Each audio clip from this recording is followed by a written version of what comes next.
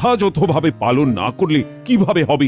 মহারাজ, আমরা সবাই তো আমাদের উপরে অর্পিত কর্তব্য যথাযথভাবেই পালন করি। শুনলাম এবারে গ্রামের ফসল খুব একটা ভালো পরিমাণে বিক্রি হয়। হবে কি করে মহারাজ? চাষিরা তো ঠিক করে আমার নতুন কীটনাশক সারের ব্যবহারটাই শেখেনি, তাই প্রচুর ফসল পোকায় ধরেছে। সে কেন? শুনেছি যার উপরেই কাজের ভার আরোপিত ছিল সেই কর্তব্যপরায়ণ কর্মঠ মানুষটি নিজে না গিয়ে তার দুই শাগরেদ ওই বটা ঘটাকে পাঠিয়েছিল চাষিদের শিক্ষা দিতে। সে কি মন্ত্রী, তুমি এই কাজটা কিভাবে করলে? নিজে না গিয়ে? মহারাজ মহারাজ বিশ্বাস করুন, এরা মিথ্যে বলছে। আমি নিজে গিয়েছিলাম। আসলে আসলে চাষিরা কিচ্ছু বোঝে না, ঠিক করে শুনতেই চায় না কিছু। মহারাজ, আমার কাছে প্রমাণ আছে কে সত্যি বলছে আর কে মিথ্যে। মহারাজ, বাইরের গ্রামের অনেকজন চাষি এসে জড়ো হয়েছে, তারা আপনার সাথে দেখা করতে চাইছে। ও বাবা, গোপাল কি এমন হলো যে এতজন মিলে আমার সাথে কথা বলতে আসছে? চলুন সবাই মিলে গিয়ে দেখি তারা কি বলতে চায়।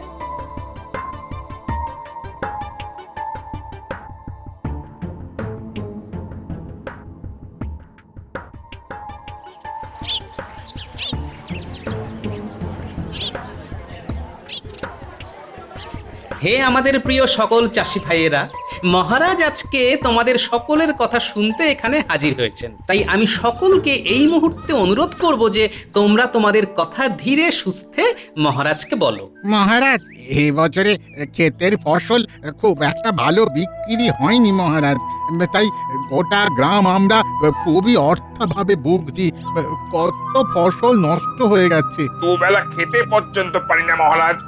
আমি বা কিভাবে সাহায্য করব বলো? কারণ আমার রাজকোষাগারই তো চলে তোমাদের করের সাহায্যে। আমি তো আর অসময়ে অন্যান্য রাজ্যের রাজাদের মতো অনৈতিকভাবে কর আদায় করি না। আপনি মুখ ফিরিয়ে নিলে মরে যাব মহারাজ। ভাইরা, তোমরা আমাদের 2 দিন দাও, আমরা দেখছি কি সুরাহা করা যায়। বেশ বেশ।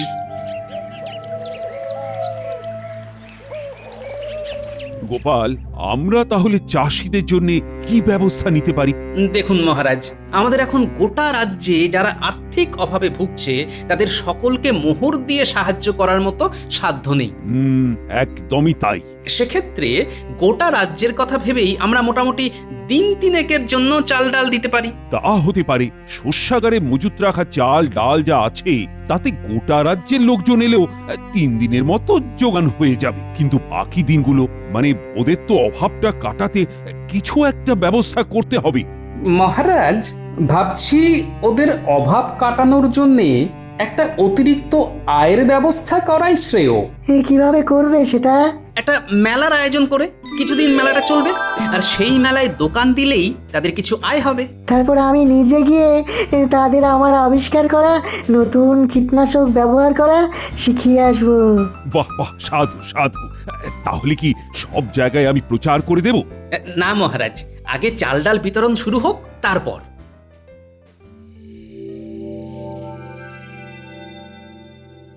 বলছি কি, ঘরে চাল শেষ হয়ে আসছে, চাল আনতে হবে।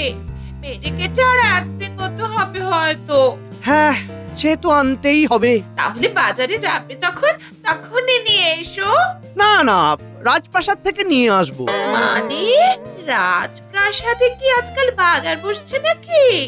আর 2 দিন বাদেই মহারাজ রাজ্যবাসীর উদ্দেশ্যে চাল ডাল বিতরণ করবেন, তো সেই সুযোগটাই কাজে লাগাবো আর কি। তাহলে একটা কাজ করা যেতে পারে।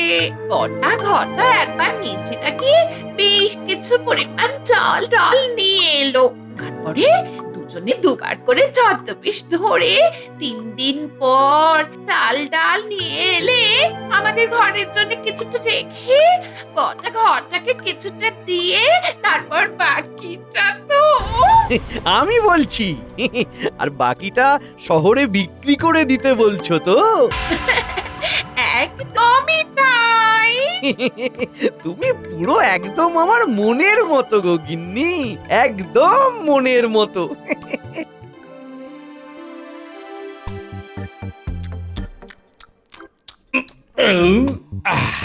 ইনি খুব ভালো রেঁধেছো আজ। আমার মেয়ে তো বরাবর ভালোই রাঁধে বাবা, না হলে তোমার কি আর অমন গতর হতো বলো? হ্যাঁ মা, তা ঠিক। ভাগ্যিস আপনি আপনার হাড়গিলে ছেলেটাকেও আমার বাড়িতে এনেছিলেন। কমাসেই দেখুন আমার গিন্নির হাতের কামালে সেও কেমন নাদুস নুদুস হয়ে উঠেছে। বলছি কি বাবা জীবন, কালকে বাজার থেকে একটু বড় দেখে 5টা মাছের মাথা এনো তো। কি 5খানা মাছের মাথা? বাবা, জামাইবাবু একটুখানি মাছের মাথা আনতে বলা হয়েছে বলে আপনি এমন করছেন? হ্যাঁ করছি, নিজে রোজগার করে খাও বুঝলে। সামনেই মেলা বসছে এখানে, তো সেখানে দোকান দাও, রোজগার করো, তারপর যা খুশি খাও। মেলা বসছেন? আরে বাহ, আচ্ছা দেখি দেখি কিছু ফন্দি ফিকির করা যায় কিনা।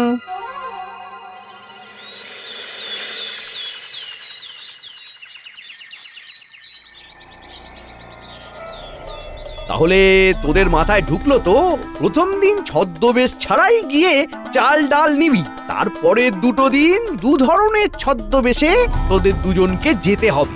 হ্যাঁ, খুব কঠিন কাজ নয়, হয়ে যাবে। মন্ত্রী মশাই, মন্ত্রী মশাই আসবো? এ কি তুমি এখন কি ব্যাপার? আগে একটাই মতলবের কথা বলতে এসেছি আর কি। কি মতলব শুনি? এই জামাইবাবুর কাছে শুনলাম গ্রামে নাকি মেলা বসছে।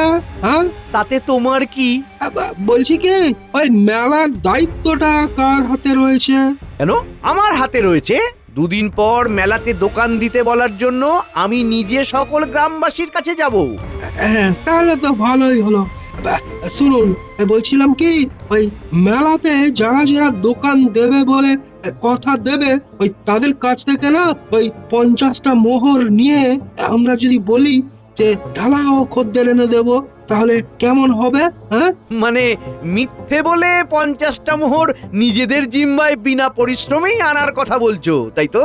আরে বাবা হ্যাঁ, কারণ এখন যা পরিস্থিতি তাতে এমনি আমরা যা বলবো ওরা তাই শুনবে।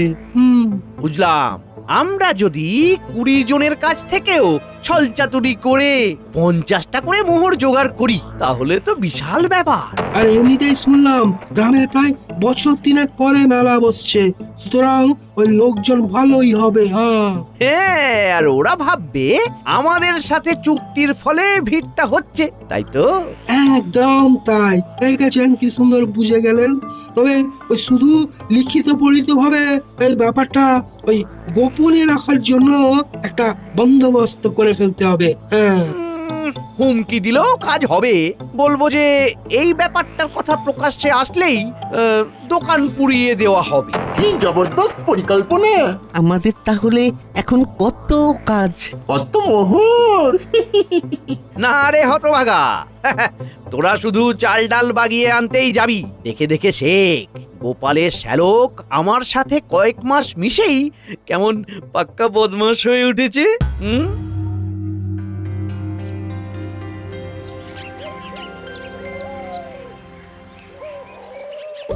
গোপাল, বিজ্ঞানী আর সেনাপতি, তোমরা তাহলে বাকি লোকজনদের নিয়ে এই 3 দিন চাল ডাল জোগানের ব্যাপারটা সামলে দেবে, কি তাই তো? আগে হ্যাঁ মহারাজ। চিন্তা করবেন না মহারাজ। মহারাজ, আমরা সব সামলে নেব, সব সামলে নেব। তাহলে মন্ত্রী, এই 3 দিনের মধ্যেই তুমি কোনো একদিন রাজ্যের সব গ্রামে গিয়ে মেলার কথাটা প্রচার করে দিও, আর সব গ্রামবাসীদেরই কিন্তু মেলায় দোকান দেওয়ার জন্য উৎসাহ দিও। মহারাজ, আমি ভাবছি শুধু এই রাজ্যে নয়, ভিন রাজ্যেও মেলার কথাটা গিয়ে প্রচার করে আসবো। ভালো কথা। তাহলে তোমরা 20 জন একদম নিশ্চিত ভাবে দোকান দিচ্ছ তো? হ্যাঁ মন্ত্রী মশাই। সবাই তাহলে গুনে গুনে 50টা করে মোহর দিয়ে দাও। আমাদের এই অভাবের সময় 50টাই নেবেন? বলছি আমাদের দোকানে খদ্দের আসবে তো? আচ্ছা, তোমাদেরকে কি বলেছি? হ্যাঁ, কি বলেছি? এই যেমন 50 মোহর তোমরা দিচ্ছ, তার বদলে আমরা তোমাদের দোকানে খদ্দেরে এমন ভরিয়ে দেব যে ভিড় সামলে উঠতে পারবে না, বুঝলে? হ্যাঁ, এত মুনাফা হবে যে হিসেব করতে গিয়েই নাজেহাল হয়ে যাবে।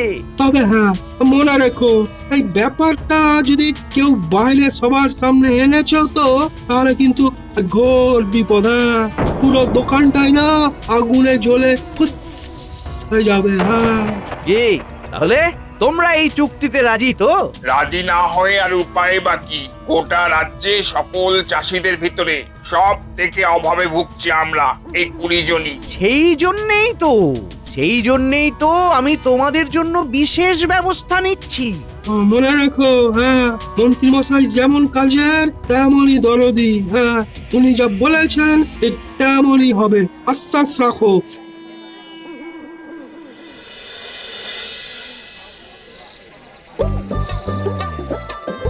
কি ব্যাপার বলো তো গোপাল, আজকে মেলার শেষ দিন, অথচ যাদের অভাবের কথা ভেবে এই মেলার আয়োজন করলাম তাদের মুখেই তো কোনো হাসি নেই কেন?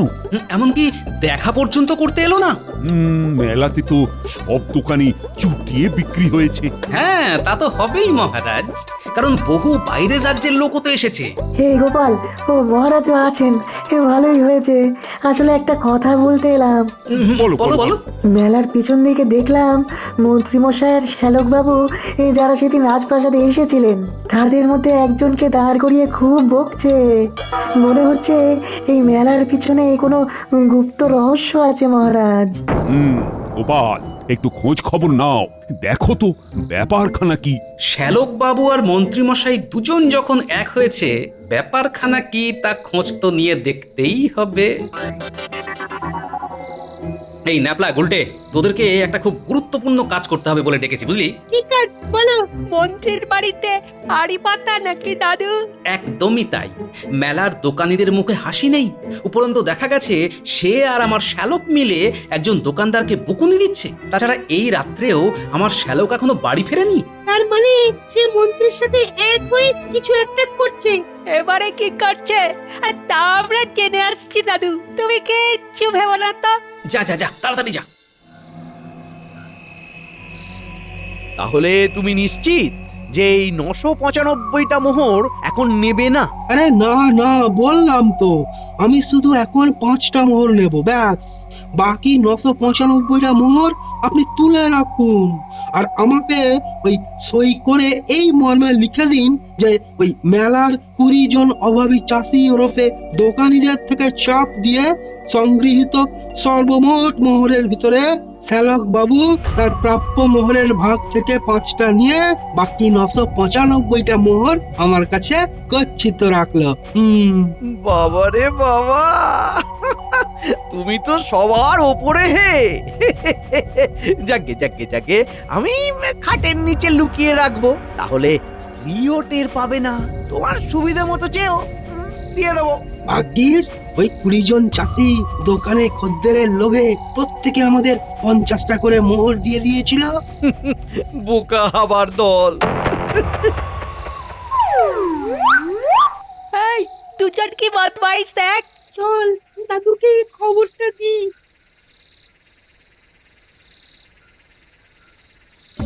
দাদু, ও দাদু। আয় আয় আয়, বল শিগগিরি, ওদিকে কি শুনলি? দাদু, তোমার শ্যালক আর মন্ত্রী মশাই মিলে না মেলার 20 জন চাষি ওরফে দোকানীদের থেকে চোর করে মোহর আদায় করেছে। তাও আবার ওই দোকানে খদ্দের জোটানোর লোভ দেখিয়ে তারা সকলে 50টা করে মোহর দিয়েছে। তার মানে যে 20 জন চাষি সব থেকে অভাবে ভুগছিল তাদেরই ফাঁদে ফেলেছে। আর তোমার শ্যালক বাবু নিজের ভাগে সব মোহর নেয়নি, কিছুটা নিয়ে বাকিটা মন্ত্রীর কাছে জমা রেখেছে। কাল উচিত শিক্ষা দিচ্ছি, তোরা এখন বাড়ি যা তাহলে। ভাইরে, যা ঠকার তা তো ঠকেই গেছি ওই মন্ত্রীর কাছে। চল চল চল, আবার চাষে মন দি। মহারাজ আর গোপাল দাদার উপরে ভরসা করলেই ভালো হতো, বুঝলি? ভাগ্যিস তাও মেলাটা ছিল। এই চাষি ভাই, চাষি ভাই, শোনো শোনো শোনো। এই এই যে জেনে গেল নাকি? বলি ব্যাপারখানা কি? এত বড় মেলা গেল, মহারাজ তোমাদের কথা ভেবে এত কিছু করলেন, আর তোমরা একটি বারও ওনার কাছে গেলে না। মানে আসলে কি হলো? তা তোমরা কি কিছু বলতে চাও? তাহলে বলো। আসলে মন্ত্রী মশাই আমাদের 20 জনের থেকে মাথা পিছু 50 খানা করে মোহর নিয়েছিলেন। বলেছিলেন আমাদের দোকানে খদ্দেরে ভরিয়ে দেবেন, এছাড়া হুমকিও দিয়েছিলেন এই কথা কাউকে বললে আমাদের দোকান জ্বালিয়ে দেবেন। আমরা অভাবের তাড়নায় ওনার ফাঁদে পা দিই। কিন্তু তারপরে বুঝি মেলাতে এমনিতেও আমাদের দোকানে ভিড় হতো, তার জন্য 50 খানা মোহর না দিলেও হতো। আমরা ঠকে গেছি গোপাল দাদা। এই জন্যই তোমাদেরকে বলি যে যা হবে সেটা অন্তত আমাকে বলবে। যা হোক, মন্ত্রীমশাই উপযুক্ত শাস্তি পাবেই, চিন্তা করো না।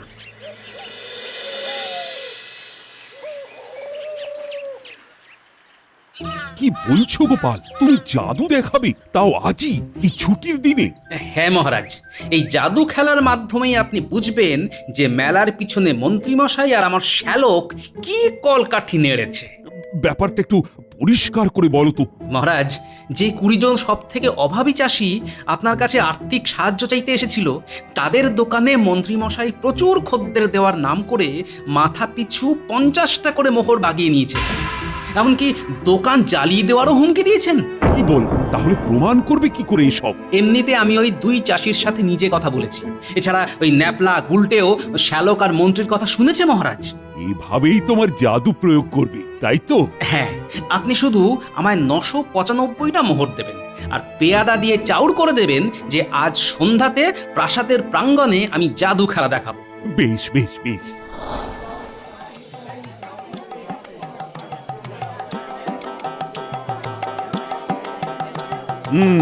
সকলে চুপ করে শতরঞ্চিতে বসো, জাদুকর গোপাল আসছে। জাদুকর না ছাই? আপনারা দেখছেন আমার বাম হাতে যে থলিটা রয়েছে তাতে 995টা মোহর আছে, আর আমার এই হাতে রয়েছে বেশ কয়েকটা জ্বলন্ত ধূপকাঠি। এবারে সবাই প্রাসাদ প্রাঙ্গণের ডান দিকের পেয়ারা গাছের নিচে দেখুন। সবাই নিশ্চয়ই দেখতে পাচ্ছেন সেখানে একটা গর্ত খোঁড়া রয়েছে। এবারে আমি ওই গর্তের মধ্যে এই মোহরের থলিটাকে রেখে পুনরায় মাটি চাপা দিয়ে সেই মাটির ওপরে এই জ্বলন্ত ধূপকাঠি কটাকে রেখে দেব। তারপর মন্ত্র পড়ে সেই মোহরের থলেকে যার বাড়িতে পাঠাবো, থলেটাকে ঠিক সেই বাড়ি থেকেই পাওয়া যাবে। যত বুঝরুকি, দেখি কেমন জাদু বল তোমার, দেখি। দেখাচ্ছি, মন্ত্রটা শুরু করি।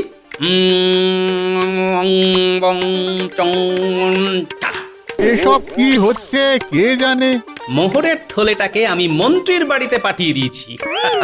অসম্ভব, হতেই পারে না। সবাই গিয়েই দেখুন না।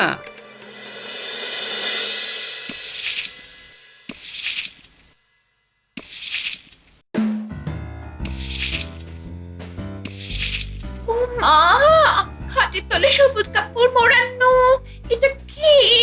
দেখি তো, দেখি দেখি।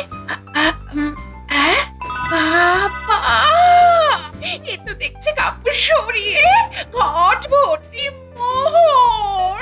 কি অবস্থা! আমার থেকে বুড়িটা প্যাটা লুকিয়ে রেখেছিল। দেখি তো কটা মোহর আছে। যাই যাই যাই, দালানে বসে গুনি। যাই।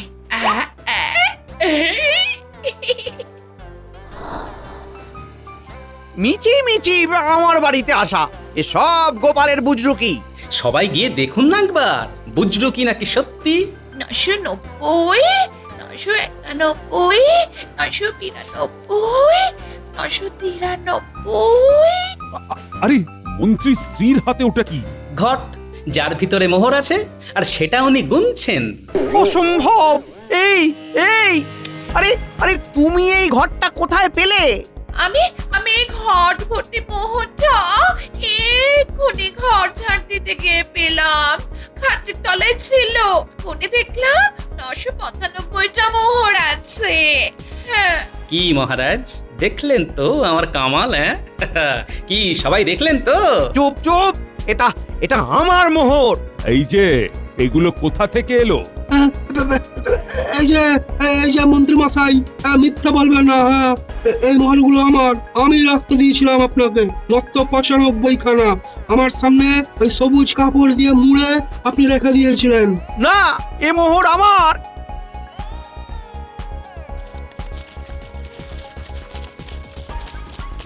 বাহ বাহ শ্যালক বাবু, এ মোহর তুমি কোথা থেকে পেয়েছিলে? আগে আগে মহারাজ, এই মোহরগুলো না আমরা ওই 20 জন অভাবী চাষি, মানে তারা মেলাতেও দোকান দিয়েছিল, ওই তাদের থেকে বাগিয়েছি। হ্যাঁ। তাও ভয় দেখিয়ে। সে কি, কার বুদ্ধিতে এমন করলে শুনি? মন্ত্রী মশাই শ্যালক বাবুর। আমার মোহর দিন দিয়ে দিন বলছি, দিয়ে দিন। মিথ্যুক পাজি, আরোই দেব না তোকে এই মোহর। আমি আমি আমি কাটলাম।